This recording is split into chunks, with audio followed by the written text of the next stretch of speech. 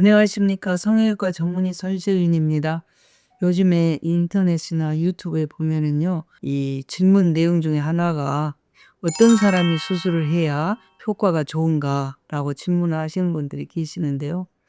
어떤 사람이라고 특정 지을 수는 없지만 자기가 수술을 생각하는 시기, 정말에서 내 얼굴이 좀 처진 것 같다. 그래서 안면 거상을 좀 했으면 어떨까.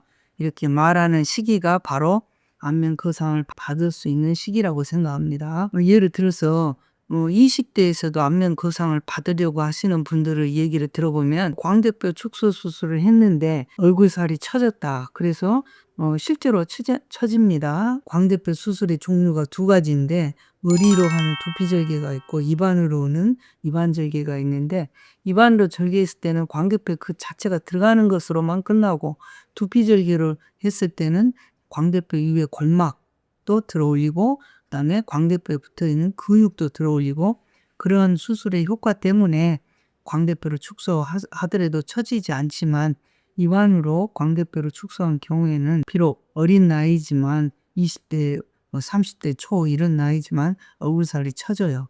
그래서 그런 것 때문에 안면 거상을 받는다고 하는 사람들이 있는 걸 보면 굳이 이걸 안면 거상이라고 해서 20대 30대는 아니고 50대 60대 70대 이런 나이대에서 안면 거상을 받는다라고 특정 지으기는 어렵습니다.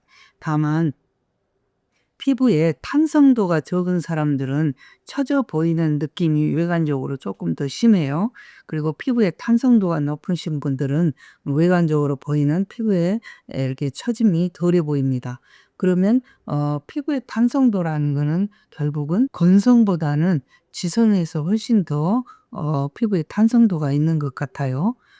그래서 지성 분들이 피부에 유분도 많고 피부도 두껍고 해서 잔주름은 없지만 그런 처짐이 현상, 그런 것 때문에 결국은 건성이나 지성이나 안면 거상을 하려고 하는 그런 생각들을 갖고 있는 것 같습니다. 이런 안면 거상은 수술 과정에서도 굉장히 섬세한 수술인데, 어떤 성형외과 의사들은 제가 유튜브에서 이렇게 말하는 걸 봤습니다. 마치 안면 거상은 처음부터 오랫동안 해야만이 잘하는 그런 전문 의사, 그리고 처음에는 뭐 안면 윤곽을 하거나 눈코를 주로 하다가 안면 거상을 한 의사, 뭐 이렇게 구분을 해가지고 뭐 안면 거상은 복잡하기 때문에 거상 수술에 대해서 처음부터 안면 거상에 관심을 갖고 있는 그런 의사만이 잘하는 것처럼 그렇게 얘기를 하는데요.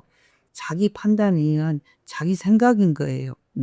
왜냐하면 제가 이렇게 수술을 쭉 하면서 보니까 모든 수술이 뼈를 근본으로 해서 수술이 이루어지는 것 같습니다. 그래야 나중에 수술 전후에 대한 설명을 할 때도 골격에 대한 이해도가 있어야만이 얼굴형의 변화에 대해서, 또 수술 후에 좌우의 차이에 대해서 근본적인 이런 설명을 할 수가 있는 거예요. 그렇다면 저는 그런 질문을 하고 싶어요.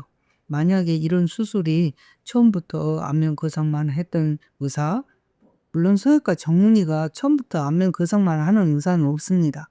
다 이것저것 하다가 뭐 안면 거상 쪽으로 간다든가 아니면 뭐 눈코를 해본다든가 그런 것이지, 누가 성형외과 전문의를 받을 때 나는 안면 거상 전문의요, 안면 윤곽 전문의요 이렇게 따로 구분해서 전문의를 주지 않기 때문에 제가 말씀드린 거죠. 그래서 저는 공히 어떤 분야를 하든지 간에 수술은 객관성이 있어야 된다. 정말에서 우리 병원에 같은 경우에는 수술의 디자인부터 수술 과정, 거상이라고 말하면 여러분들이 관심을 갖는 스마스는 어떤 정도로 크게 박리를 해서 들어 올렸고, 그리고 스마스를 어느 방향으로 당겨서 얼마만큼 스마스를 잘라내고, 그리고 그거를 봉합을 해서 올바로 스마스와 목 근육이 제대로 돼 있는가를 기록으로 남겨서 환자가 수술의 내용에 대해서 항상 어느 수술의 의사한테 했든지 수술하는 의사한테든지 안면 거상을 아까 말한 그런 의사가 보더라도 평가를 받을 수 있는 그런 수술의 내용을 철저하게 증빙 자료를 갖춰서 환자한테 드리고, 그리고 또 수술만 잘하면 뭐합니까? 수술을 처음 경험해 본 사람이기 때문에 이 수술에 대해서는 모든 것이 수술한 이후에도 궁금하거나 불안할 수도 있죠.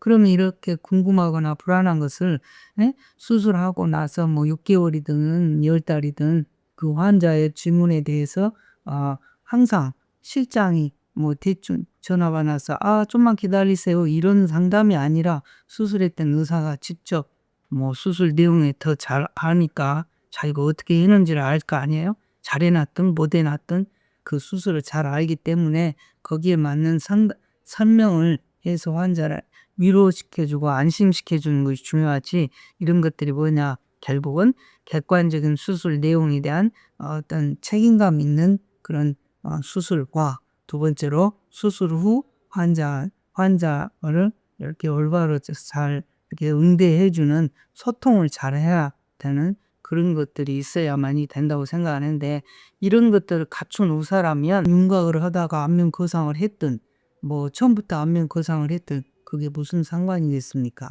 그래서 저는 유튜브에서 하는 의사의 말은 항상 그 의사의 의견일 뿐이지 저를 포함해서 뭐 특정한 뭐 그게 뭐 정해져 있는 뭐 그런 특정화된 그런 뭐 설명은 아니다라는 거예요. 쉽게 말하면 수술한 의사 입장에서 자기보다 더 수준이 더 높은 수술을 설명하게 되면 위험하다고 말하면 그게 맞습니까? 또 자기보다 더 수술 내용의 퀄리티가 낮으면 못한 것처럼 부적절한 것처럼 여기면 맞습니까? 결국은 자기가 하는 수술의 눈높이에서 수술에 대한 설명을 하기 때문에 저 의사 의견은 저렇구나라고 생각을 해야지, 다른 의사도 그렇다라고 생각하시면은 그거는 잘못된 판단일 거예요. 궁금하신 점 있으면은 여기 밑에 댓글에다가 달아주시면 제가 충실하게 직원시키지 않고 제가 충실하게 답변을 달아드리니까요. 그런 댓글 내용에 대해서 염려하지 않으셔도 되고, 그 댓글 내용에가 제가 이제 설명했던 그 수술한 의사의 책임감, 그 다음에 수술 후 환자에 대한 소통, 그런 것도 댓글로 달아드리고요. 저는 첨언해서 말씀드리면, 제가 수술할 때 상담했던 내용은 이렇게 환자 뒤에서 상담 장면을 녹음해서 환자한테 드리기도 하기 때문에 제가 상담했던 내용은 그대로 약속을 지킨다는 것을 여러분께 약속할 수 있습니다. 감사합니다.